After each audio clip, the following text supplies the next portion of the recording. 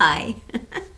So we're back with questions and topics. Today we want to talk about dealing with manipulation in your relationship. And again, I just want to mention if this talk stimulates questions in your mind or other topics you'd like to hear from us, please let us know. Email us at questionsandtopics@nothinghidden.com. All right, so we're going to talk about dealing with manipulation, and it's really from the perspective of the person being manipulated, not the manipulator.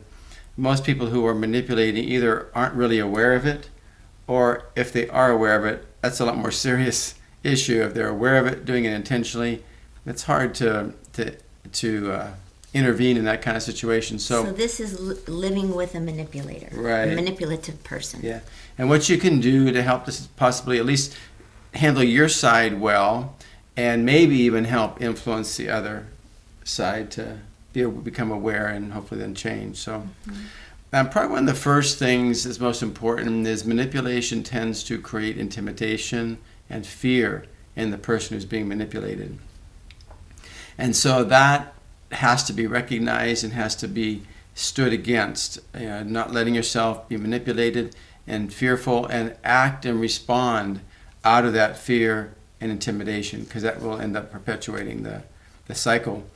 And there's always a reason why a person is drawn to a manipulator. It could be very many reasons.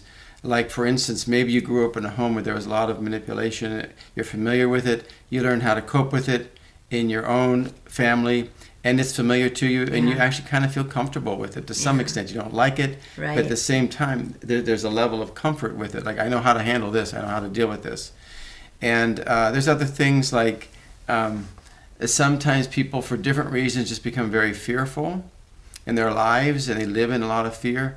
Well, not always, but sometimes manipulators are really drawn to fearful people, and they'll sense it.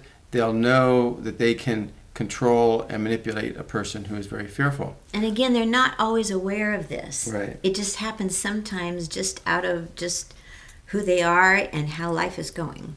Yeah, a lot of it is unconscious. A lot of it happens unconsciously. And similarly, a person who's very passive, manipulators will realize, okay, I can control this person, I can manipulate them. It looks like, probably for many people, like their system is working. Again, I think a lot of people manipulate thinking they're helping, thinking they're trying to make things better, thinking that they're controlling and influencing in a good way, except for those who know they're just manipulating selfishly. I think many people, it's just a communication style that they've developed, learned, fell into, and it becomes part of the way they communicate. I think a big part of that is many times manipulation and control comes out of fear and abuse and things that they can't do anything about when they were very, very small. And so it becomes a survival mode. And you choose manipulation and control to keep your environment safe. And you're not aware of that. You grow up and you don't know that you don't still need to live in that survival mode, but it stays with you. And you've learned a way of relating and connecting with people, and it's bad habits, but it is very unconscious many times. Yeah. So in order to not respond through the fear and intimidation when you're manipulated, you really need to learn some things about yourself, and you may need some help with that, learning about what is healthy communication, what is reasonable to be expected of you, of other people, what's reasonable for you to expect in a relationship. It becomes important to learn to set good boundaries. And you really can only set good boundaries when you have a healthy sense of what is good and functional and develops good relationship, what kind of behaviors develop good relationship. Setting boundaries isn't telling the person you're not safe and just leaving it there. Setting boundaries isn't just telling the person what they need to be doing. Setting healthy boundaries really is about you controlling your behavior and controlling yourself, and getting to the place where you can say, this is what I can live with and this is what I can't, and this is what I'm going to do even if you choose to do this, and letting a person know, this is what I need to do to feel like I'm a healthy person and I'm doing this relationship the very best I can in a good and a godly way. There's all kinds of people, all kinds of theories about what is healthy relationships. Some of them are really not very good. I think for us as Christians, we have a standard from the Word of God, from the Bible, from the fruit of the Spirit. We learn what are good things in a relationship, and those have to be included, not just the ideas from pop psychology, because some of them are good and some of them really aren't. So the first thing, learning to recognize intimidation and fear in yourself and stopping that. Secondly is resist the pull to get the temptation to get pulled into the manipulation. And that can happen in a number of ways. One, you can get angry back. Somebody's manipulating you and get frustrated over time and just get mad, and you're just getting pulled right into the system and becoming a part of it. Or you can start manipulating. Right. Just like there, you can be pulled into manipulation and be doing it back to them. And our other various kinds of controlling. You could end up becoming a controlling person to try to feel like, I got to take control of my world. This other person's trying to control me. I got to take control of them, and it becomes a big competition. And that really won't work in the end.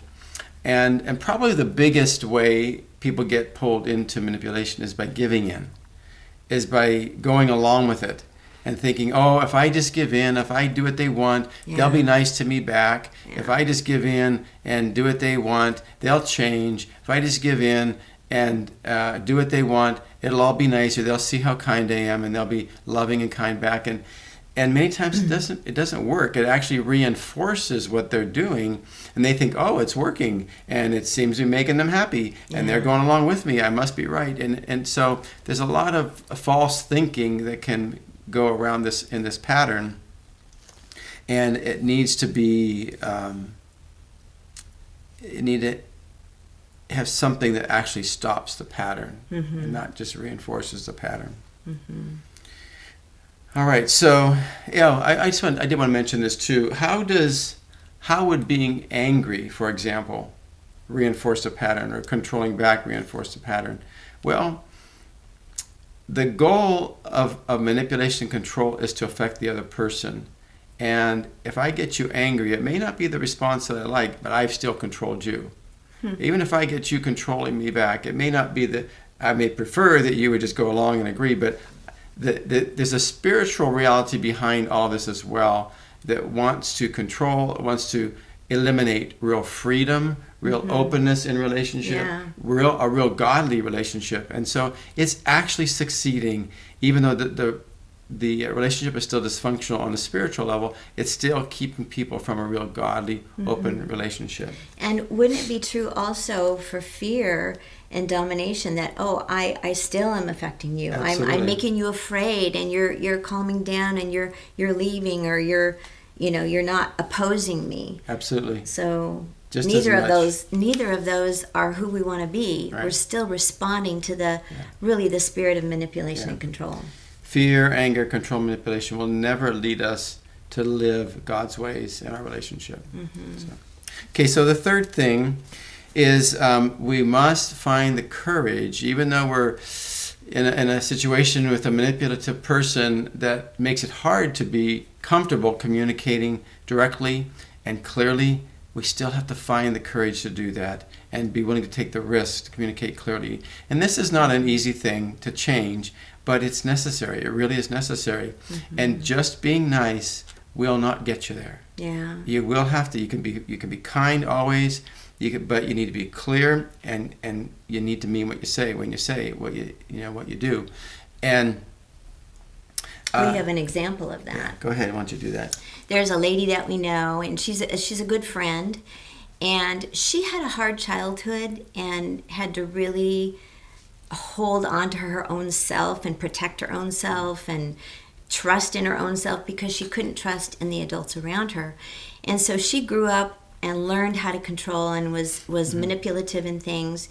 Yeah, I'm sorry. Let me just add here. I would really say she's one of those people that she was very kind and loving. Yeah. And really, she loved God. A wonderful lady. And I really believe this is just how she thought was the best way to communicate. Yeah. I think it was just something she had done all her life, and she probably didn't even think of it. But I was in a situation where she, because we were friends, she wanted me to watch her bird. She wanted me to take care of her bird. And she was saying, "Oh, you know, it would be so easy. I could just bring it down to your house, and you could take care of the bird." And you know, there was a lot of indirect communication. You know, it wasn't like, she didn't even say, "Would you take my bird?" But she goes, "Oh, you know, I could just bring this bird over." And it took me a while to think about, what is she talking about? Oh, she wants me to take her bird. And I remember Barry saying one of the most helpful ways to deal with her when she is being indirect and trying to get something that you know you don't want to do is to just take her at her word and not respond to anything. Just take her words directly. And if she's not saying, "Would you take my bird?" then don't feel the underlining pull of, "I need you to take this bird." Yeah. And so I was sitting there, and as this is going on, I'm thinking of the whole thing. Well, I can't take care of that bird because we're having a whole bunch of people over. I started thinking of all these things. So finally, I just said out loud, I'm not going to take your bird."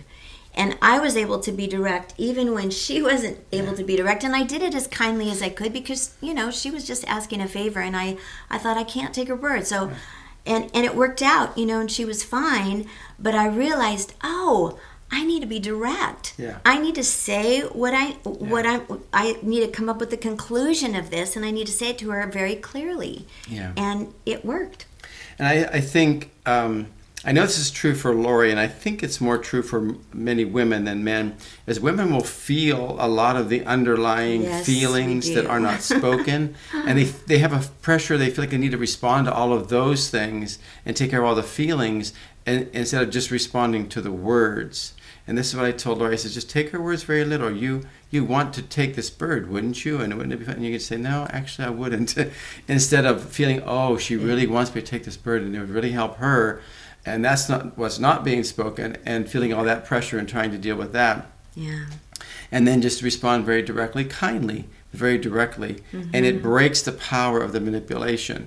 When we feel the power of the manipulation, we feel the feelings behind it and try to react to that again, like the intimidation, fearful feelings that come to us, and we try to take care of all that. We just get stuck in the overwhelmed. process. Yeah. So you're going to have to take risks. You're going to have to face your fears. You will have to learn to find out what you really think and feel inside. And you have to learn to trust your judgment. You have to take the risk of speaking and saying things that might create conflict, that may not make everybody happy. And this, again, you may need some help with this. With a person, a counselor, a trained counselor is really good, or a third person who does this well. Go to them and talk to them and get some help.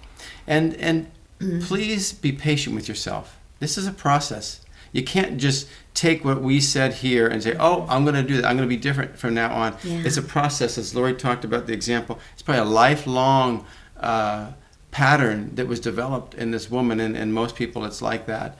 And so the process of changing often takes some time. And I wanted to just say this too. Prepare yourself for conflict. Be ready to walk into it. Because sometimes I think that gets us in trouble because we think, "Oh, I just got to keep everything calm and I got to keep everything going okay." But if you are living with somebody that is manipulative and controlling, you're going to need to have some conflict in dealing with it. So know that that's not a bad thing. Yeah. Okay, so three things to review. Number one, don't let feelings of fear, intimidation guide you in how you respond to a manipulative person and how you choose to act in response to them. Secondly, resist getting pulled in by just getting angry back, manipulating back, controlling back, or just giving in and making things okay by giving in. And thirdly, be very direct and clear in your communication with what you want. Learn to take risks and trust your inner convictions. So we just bless you today to take any part of this that is helpful, And if you're in a situation like this, in a family relationship or with friendships, we bless you to recognize what is good and godly and healthy and bring that confidently and strongly into your relationships. We bless you in Jesus' name. Amen.